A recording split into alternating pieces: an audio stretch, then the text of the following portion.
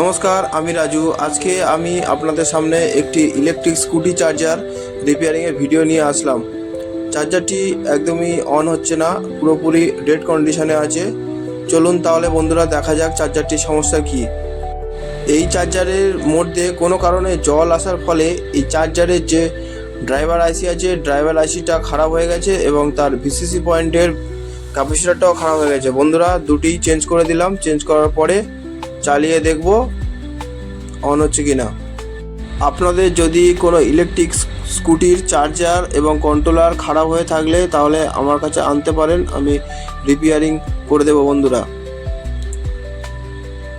এখন ভালো করে এই ক্যাপাসিটরটা সোল্ডারিং করে নিলাম। এর নেগেটিভ পজিটিভটা দেখে ভালো করে সোল্ডারিং করলাম এবং এই দেখুন এই যে আইসিটা আছে, এই ক্যাপাসিটরটা আছে, এটাই চেঞ্জ করেছি।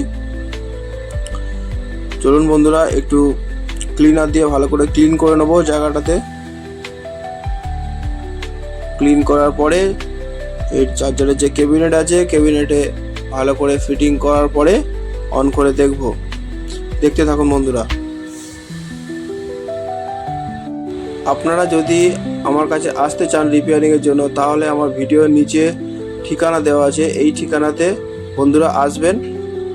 আমার রোডের কোলে দোকান নেই বলে আমি বন্ধুরা বাড়িতেই কাজ করি। আমার বাড়িটা মেন রোড থেকে হেঁটে 2 মিনিট, ওই জন্যে আপনারা আসলে আমার বাড়িতেই আসবেন। আমি না থাকলেও বাড়ির লোকের কাছে দিয়ে যেতে পারেন। চলুন তাহলে এখন ফিটিং করা হয়ে গেছে, একটু চালিয়েও দেখেও নিলাম যে দুটো এলইডি জ্বলছে দেখুন। এবারে ফাইনালি ফিটিং করে নিয়ে ফাইনালি টেস্ট করব ব্যাটারিতে দিয়ে। চার্জারটি 60 ভোল্ট এবং 8 অ্যাম্পিয়ারের চার্জার। এখন ব্যাটারিতে কানেকশান করব। এর সকেট না থাকার কারণে কাটতে হচ্ছে, চার্জারটা এমনিতেই কাটা ছিল, তাই ওখান থেকে টেপ মারা ছিল, টেপ খুলে ব্যাটারিতে কানেকশান করলাম। কানেকশান করে ফাইনালি অন করব বন্ধুরা।